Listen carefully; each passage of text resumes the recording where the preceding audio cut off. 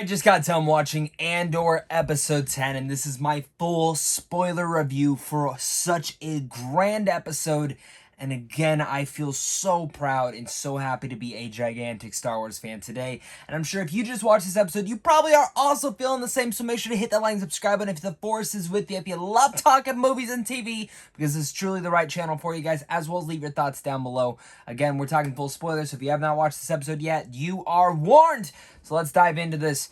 Holy shit, the amount of incredible monologues and performances in this episode are incredibly. I mean, Cassian Andor, of course, we know Diego Luna is incredible in this. He was fantastic. Mon Mothma, played by Genevieve O'Reilly, that one subtle shot of her just getting that offer and then just saying no, like that. But at the same time, you see the performance, like the pain in her eyes for wanting to take that and what it could mean for the rebellion and the future of it all, as well as touching in there Stellan Skarsgård's final moments in here with Lonnie.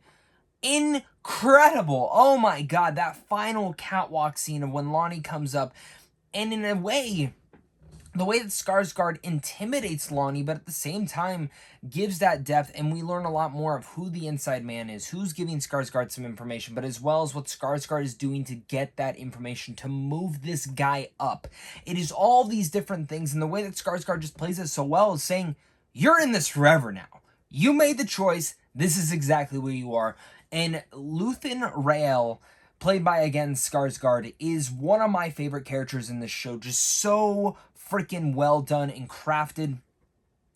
But Andy Serkis turns in an utterly emotional and powerful performance. We knew this was building up to the prison break, but it succeeded and surpassed any and all expectations that I had for how emotionally powerful and resonating this entire upbringing was. And it kind of gave me memories of Shawshank Redemption, to be honest. While a completely different story, the prison break here is something against the Empire. Going up against them and knowing they have the numbers. And when you work together, what does that mean?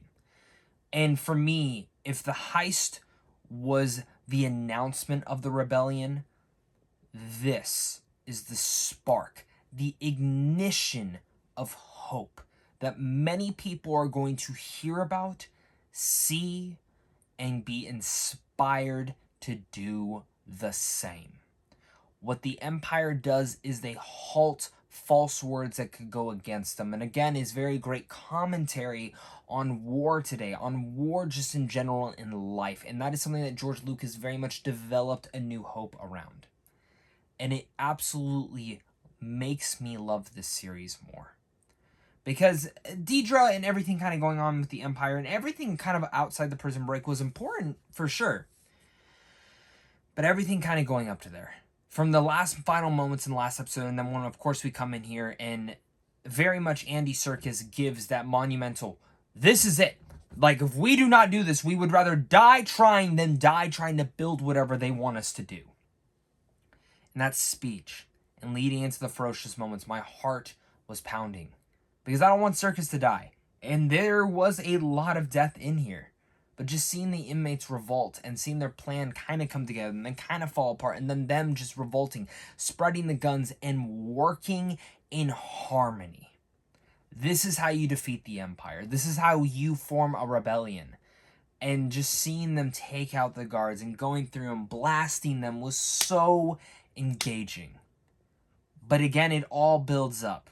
You get all these pulse-pounding moments and thrilling moments, not knowing and expecting something to go bad, expecting an Inquisitor to show up, expecting something to happen that will derail all these plans. And if this was old-fashioned like any other Star Wars series, which again, you know me, I love The Mandalorian. But if this was any other Star Wars series, an Inquisitor would have showed up, Darth Vader would have showed up, Palpatine would have showed up, someone would have showed up that absolutely just decimated and killed everyone. But it didn't. Because of how well written this show is, it is able to show, and again, be the origin story, not just for Cassian Andor and his hope, and really much what is the spark of the rebellion. But it is the start of the rebellion.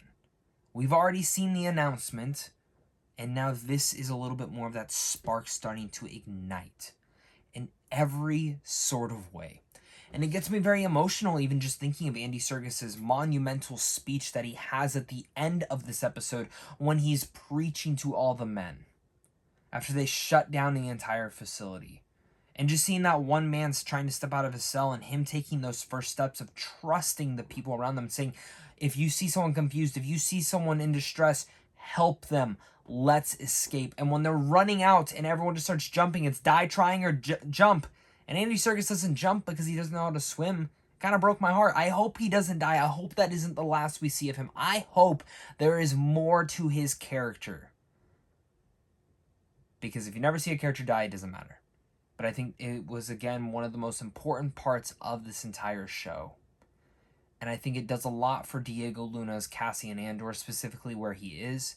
He's escaped. And what, I think we have 2-3 more episodes left? This show is incredible. It's incredible.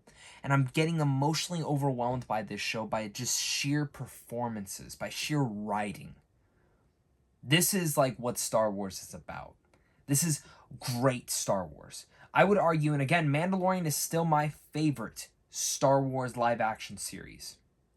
But when it comes down to writing and pure quality, this is the best thing Star Wars has had. And we could argue, since The Last Jedi, but I would even go as far as to say I think it's better written than The Last Jedi overall. The Last Jedi tries to mix a lot of different tones, and I will talk about that all day, and I'm not going to get into it because I know some of you guys absolutely hate that movie. I do not. I actually really love a lot of ideas in there. But there are certain things in there that don't completely jam for me. But I also haven't watched it in a while. But again, push that to the side. That's a whole other discussion. I think Andor is one of the best written things Star Wars has ever done. Flat out. Is it, like, if I were to rank everything together, is it one of my favorites? Yeah, sure, maybe, but I'm in love. I'm in love with this series so much, and I cannot wait to hear your guys' thoughts down below in the comment section, so make sure to leave your thoughts. Where do you think the show is going in the last few episodes? I need to hear your theories, your thoughts, all sorts of things like that, because that is the most important thing about this whole entire review I do. Because hearing your theories, your thoughts, and your comments really make this show worthwhile, and make every show worthwhile that I love talking about. So again, thank you so much again for watching this. Hit that like and subscribe button, and of course, may the Force be with us all.